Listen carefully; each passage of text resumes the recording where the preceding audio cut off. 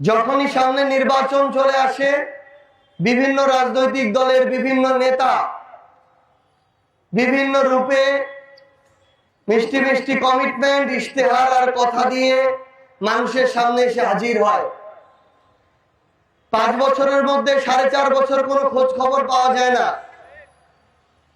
বাকি 6 মাসের মধ্যে 3 মাস মাঝে মাঝে এসে উকি দিয়ে যায়, এবং নির্বাচনের আগের 3 মাস এলাকার প্রতি, মানুষের প্রতি তাদের দরদ উঠলে উঠে।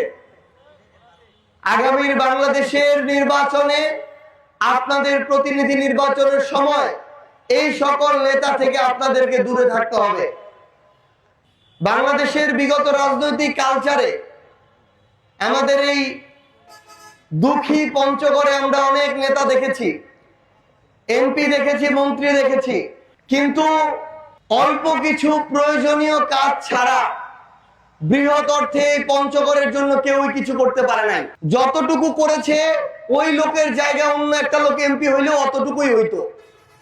কারণ একটা সরকারের পক্ষ থেকে, একটা রাষ্ট্রের পক্ষ থেকে প্রত্যেকটা জেলার জন্য নির্দিষ্ট একটা বাজেট থাকে।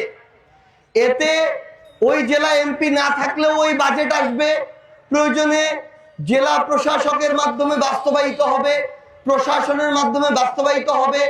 যেমন বিগত 1 বছরে কোনো নির্বাচিত সরকার নেই, কিন্তু পঞ্চগড়ের যে উন্নয়ন কাজগুলো দরকার সেই কাজগুলো চলছে কাদের মাধ্যমে? বিভিন্ন প্রশাসনের স্তরের মাধ্যমে।